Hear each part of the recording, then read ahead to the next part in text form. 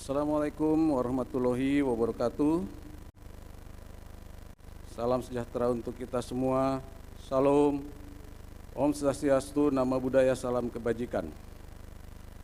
Yang terhormat dan yang sama-sama kita muliakan, Presiden Republik Indonesia, Panglima Tertinggi TNI Polri, Bapak Joko Widodo.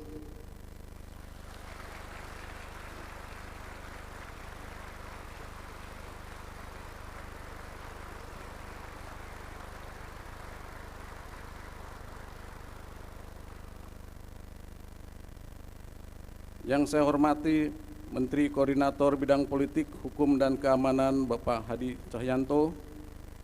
Yang saya hormati Menteri Pertahanan Bapak Prabowo Subianto.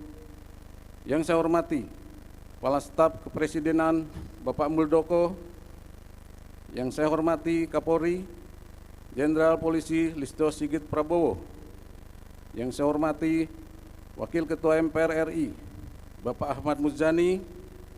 Yang saya hormati Ketua Komisi 1 DPR RI, Ibu Mutia Fiada Hafid. Yang saya hormati Ketua Komisi 3 DPR RI, Pak Bambang Wuryanto. Yang saya hormati para Kepala Staf Angkatan dan Perwakilan MPR DPR RI. Yang saya hormati Wamenhan RI, Bapak M. Herindra, serta hadirin sekalian, para peserta Rapim TNI Polri tahun 2024 yang berbahagia.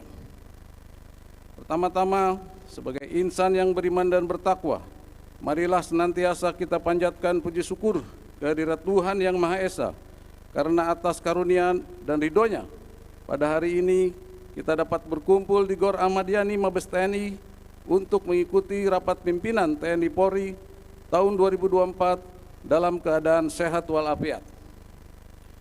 Kami mengucapkan selamat datang kepada Bapak Presiden di Mabes TNI Cilangkap, dan terima kasih sudah berkenan meluangkan waktu di tengah kesibukan Bapak untuk hadir pada Rapim TNI Polri hari ini. Kami laporkan bahwa Rapim TNI Polri tahun 2024 mengusung tema TNI Polri siap wujudkan pertahanan keamanan untuk Indonesia maju.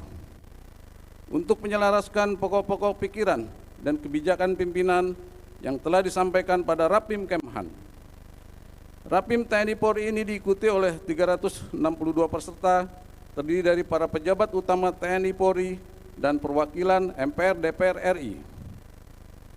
Bapak Presiden dan hadirin peserta Rapim yang saya hormati, pada kesempatan ini saya akan laporkan beberapa hal terkait visi saya sebagai Panglima TNI, yakni TNI yang prima, TNI yang profesional, responsif, integratif, modern, dan adaptif, dengan menitik beratkan organisasi TNI yang well paid, well trained, well equipped, dan well organized.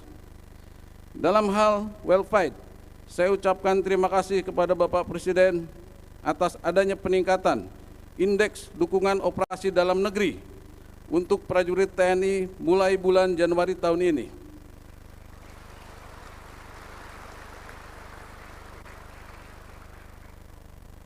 Kami laporkan bahwa pada tahun 2024 ini TNI menyelenggarakan 41 jenis operasi dalam negeri dengan melibatkan 31.447 prajurit TNI. Selain itu terdapat 2.514 prajurit TNI yang menjalankan peran diplomasi militer di dunia internasional sebagai bagian dari pasukan pemeliharaan perdamaian dunia seperti UNIFIL di Lebanon, MONUSCO di Kongo, MONUSCA di Afrika Tengah, dan beberapa negara konflik lainnya di dunia. Hal ini menunjukkan tingginya kepercayaan dunia internasional kepada Indonesia. Selanjutnya dapat kami laporkan bahwa TNI berupaya meningkatkan tunjangan kinerja menjadi 80%.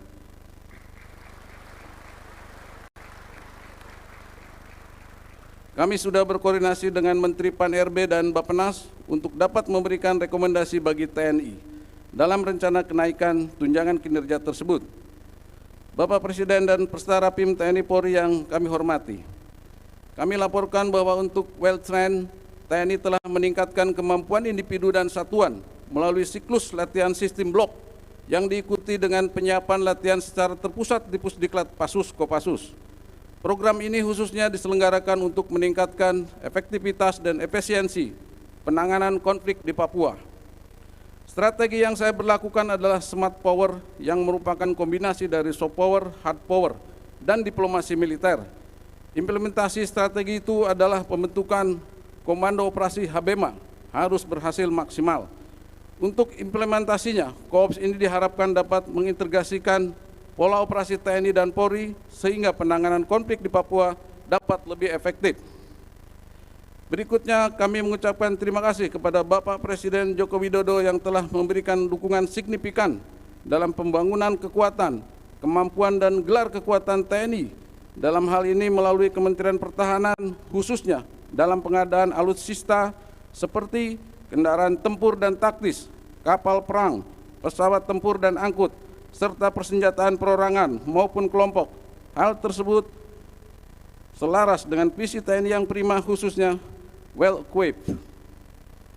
Bapak Presiden dan hadirin peserta Rapim yang berbahagia, TNI terus berupaya menyempurnakan organisasi guna menjawab dinamika tantangan tugas ke depan, termasuk pembangunan sistem pertahanan terpadu di Ibu Kota Nusantara. Kami laporkan bahwa Mabes TNI akan melanjutkan pembangunan dan pemenuhan sarana, prasarana, serta sarana pendukung 5 satuan TNI terintegrasi di Natuna, Merauke, Yamdena, dan Selaru, Morotai, serta Biak sebagai pembangunan prioritas pulau terluar dan daerah yang bersifat strategis. TNI AD rencana akan membangun dan menggelar 37 kodam, di mana dari 37 kodam yang akan digelar, 15 kodam diperkuat dengan korem, sedangkan 22 kodam tanpa korem di bawahnya, termasuk pembangunan kodam IKN dan 2 batalion baru. TNI AL rencana akan melakukan peningkatan dan alih status Lantamal menjadi Kotama Operasi dan Pembinaan dengan nomenklatur Kotamar kelas A sejumlah 8 Lantamal dan 6 Lantamal menjadi Kodamar kelas B serta pembangunan Pasmar di IKN.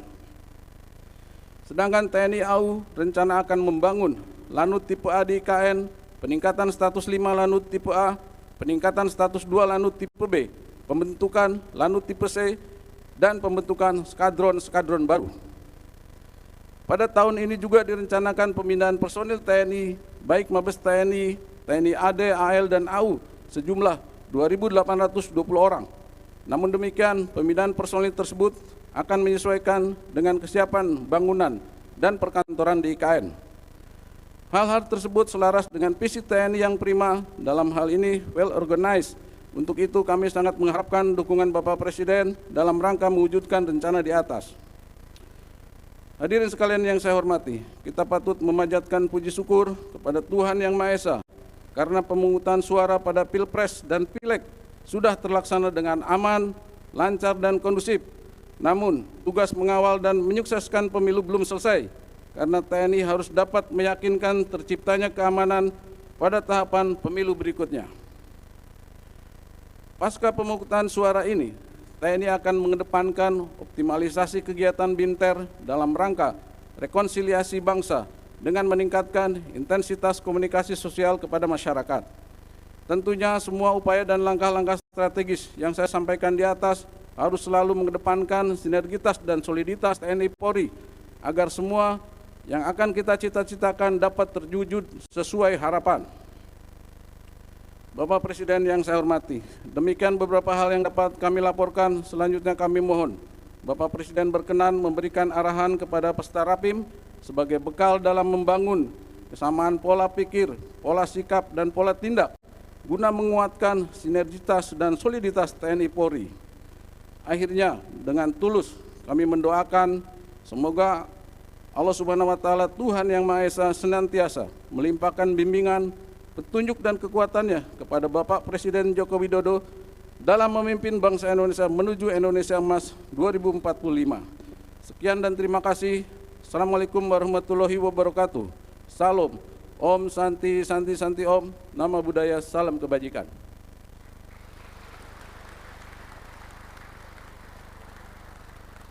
Jangan lupa subscribe ya.